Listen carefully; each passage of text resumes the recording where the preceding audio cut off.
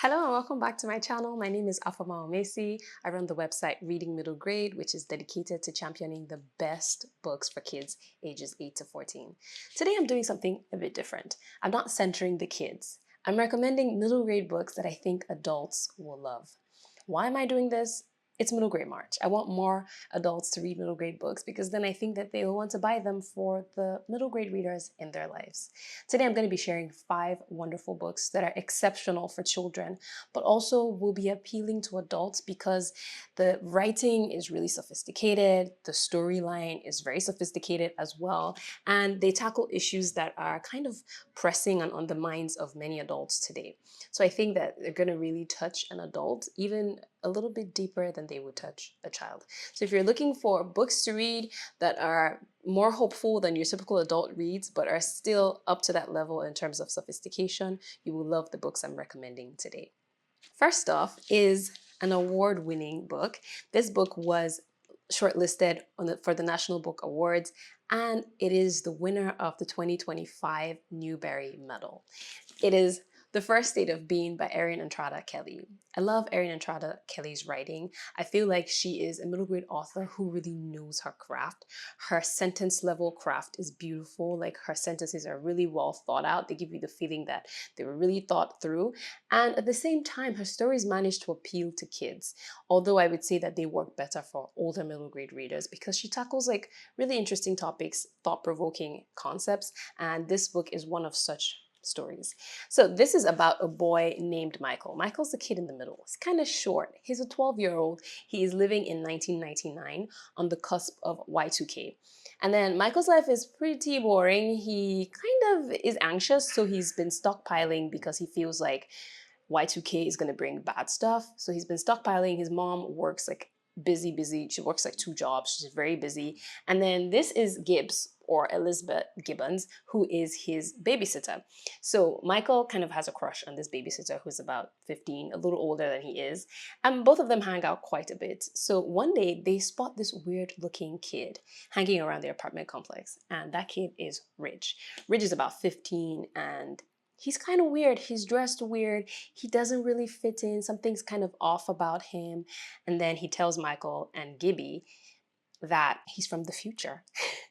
Which to them sounds out of this world. But apparently he's from the future, like way in the future, where things are like really sophisticated and there's a lot of like high-tech stuff happening. But the thing with Ridge is that one of his favorite years, one of his favorite decades is the 90s. So he loves the 90s. He's obsessed with all things 90s culture. He wants to see the malls. He wants to see how the people live.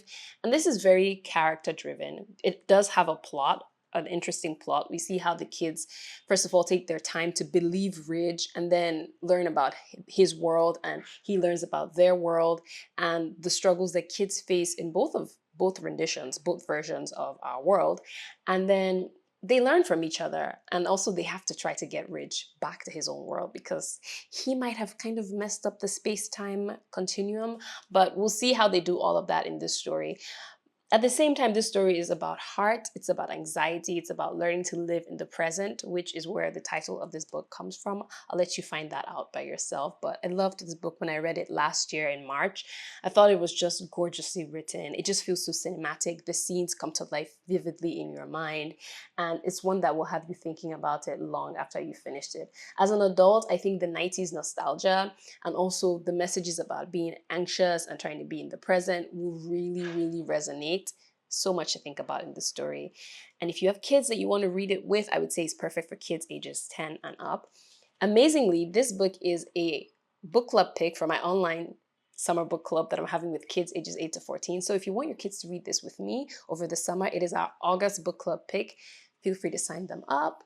We're doing lots of fun things in this summer book club. I'll leave a link so you can also see other books that we're reading this summer, and you can see if you would like to sign your kids up for one of the months to read with me.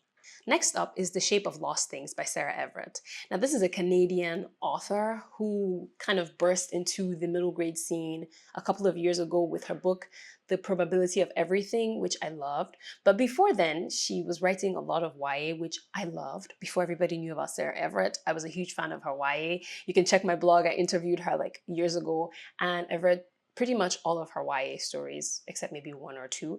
And I enjoy the intensity of her writing. She creates very intense characters, intense plots, and her stories, her stories feel like, I like to think of them as a like emotional experience. You really get to feel for the characters and everything they're going through. And she brings that same intensity to middle grade. She tackles big topics and she tackles them in a very thoughtful way that will really put the readers through like the emotional process of the characters.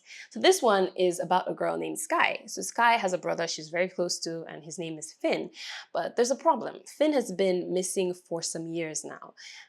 They believe he was kidnapped, but all of a sudden he's found and he's returned to his family. He's returned to his mom and Sky and their mom's fiance slash husband to be, or I think husband. So basically they're in this blended family, but something's a bit off about Finn, and Sky is not sure that the boy that they've brought home is her brother. So she starts to kind of test him with things that they've done in the past, their memories as siblings, and she learns a lot about Finn and his time away and whether he is actually Finn. I'm not going to tell you much else about the story because I don't want to spoil it. But this story blew me away. Again, the writing is beautiful. It's very introspective. We're in Sky's mind a lot, and we're learning a lot about her brother, the way she experiences life. There's like sibling rivalry, sibling love, sibling bonding, family dynamics, and of course, friendship dynamics as well in this one.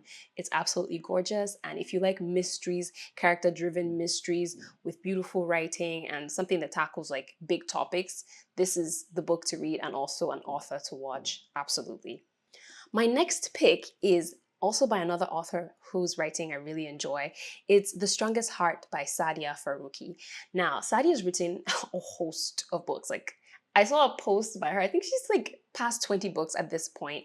And she's a fairly new middle grade writer in the sense that I think maybe she's been writing in the last 5 or 6 years, but her work is incredible and she always writes like a variety of stories. You never know what you're going to get with her, and I love an author who does that, who promises me a different experience every time I read their books. So this book is about Mo, a boy whose father has schizophrenia. He's been left with his father by his mom, who's off on a UNESCO mission, trying to save the world, create clean water for other kids, but her son is alone with his father. And so they move in with his father's sister, who also has a son of her own. And then Mo and this boy become friends. This story is about life with a parent who has a mental illness. That's really the hook. But it's also about Mo. Mo is this boy with a lot of heart, but who's also kind of like a knucklehead. He's kind of a difficult kid in the sense he has this bad boy persona that he wears to protect his heart from all the hurt that is happening with his father. And the story is just emotionally beautiful. I love the writing. I love the way she brings the characters to life. And if you like stories that help you understand the life of people with mental illnesses, that help you understand like brotherhood and found family, this is one to read, absolutely. I just enjoyed it. And then it kind of weaves in some Pakistani or South Asian folk tales, which are really big for Mo. And we see the way he relates with kids in his class and this bully who eventually becomes not so much of a bully to him. I just adored the story. Like the reading experience was so memorable. I have very vivid memories of how everything felt when I was reading it. And to me, that's like a sign of a very good story. So I recommend this one also for kids ages 10 and up. All the books I've recommended so far are perfect for ages 10 and up. Next up is a story that is very popular. I'm sure you've already heard of this one. It's called From the Desk of Zoe Washington. This story came out, I think, in 2019. This was one of the first middle grade books I remember getting an advanced reader's copy of. It was when I was still kind of new in the middle grade scene, and there was this new author who's writing this book that sounded amazing, and everybody was talking about her. And this is actually her debut middle grade book. It's by Janae Marks. Janae is a phenomenal writer. Her writing is very accessible, but still full of depth. It's not like frivolous or fluffy. She tackles big topics, but her books are always easy to read and they're pretty slim most of the time. This is about Zoe. Zoe is growing up with her mom and her stepdad, who's adopted her, so it's like, that's her dad. And then she finds out that her real dad is in prison. And her mom tells her that he's done something really bad. We don't actually know what he's done or what he's been accused of. But then she starts sending letters to him and she's getting letters from him. And then she realizes that her father, her biological father, might be wrongfully incarcerated. Is she just going to take it sitting down, or is she going to do something about it? So Zoe decides that she's going to get to the heart of this mystery and figure out what happened, who's really responsible for the crime, and why her father is in prison. Pretty edgy for middle grade, hey. But I love this story because the mystery is actually real. And while Zoe is doing this big thing, she's also a kid. She has friends that whose dynamics are kind of changing. She's into baking, so she loves baking. And then she's of course doing this away from her parents' eyes. So there's that like thrill of secrecy as she tries to get this done and get her father out of prison. I adored the story when I first read it, and it still holds up for me today. And I would love to get more readers looking at this book, reading all of Janae Marks' books. I think she's a phenomenal writer, and this book is absolutely excellent. The final book on my list is a graphic novel, which is interesting because many adults don't see graphic novels as being substantial or like worth it for them. This is actually a graphic memoir. It's called How to Draw a Secret by Cindy Chang. This is a debut novel, a debut graphic novel. It is just amazing. I loved everything about this story because number one, it's a pretty unique plot, if you call it that, since it's a memoir. I would say it's autobiographical, but of course doesn't stay completely true to everything that happened. There may be some literary liberties, how do you say? But phenomenal. It's about this girl, Cindy. It's about a time in Cindy's life when she discovered a big family secret that kind of shifted the way she viewed her family and what family meant to her. And unfortunately, or fortunately, just around that time, she gets this contest. She gets invited to participate in this contest to draw something that tells her what family means to her. And so caught in this moment, she really wants to figure out everything going on with her family. And then her nene dies and she has to go to Taiwan for the funeral. When she gets there, there's an even bigger family secret waiting for her to discover. And then how does she put back the pieces of her life and the pieces of her family? This book has like a solid emotional punch. Presented in a way that's like appropriate for kids, but at the same time will really resonate with adults who will completely understand the gravity of what is happening in this child's life. I think it's wonderful for adults. I love the illustration style. I can be really picky about like the style of illustration, but I really like this one and it just made it a win for me. If your kids like Raina Telgemeier and graphic memoirs in general, this is one that I highly, highly recommend. These are 5 books that I know that if you are an adult trying to dip your toes into middle grade books, I think you're going to enjoy them. Amazingly for you, I have a blog post with even more recommendations. And I've categorized these into genres that are popular for adults. So like I have a category like what to read if you love literary fiction, for example, if you love fantasy or if you love graphic novels, all of that, if you love mysteries, all of those categories are on my blog in the blog post, and I'm going to leave a link below. Feel free to check that out, get more inspiration, and try your first middle grade books. Your first middle grade book, I have recommendations for just about every genre that you would be interested in, including sci-fi, dystopia, historical fiction.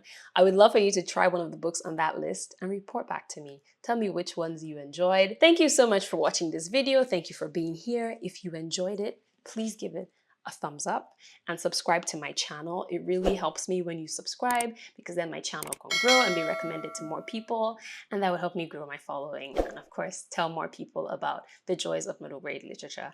Thank you so much for being here. I'll see you in the next one. Bye.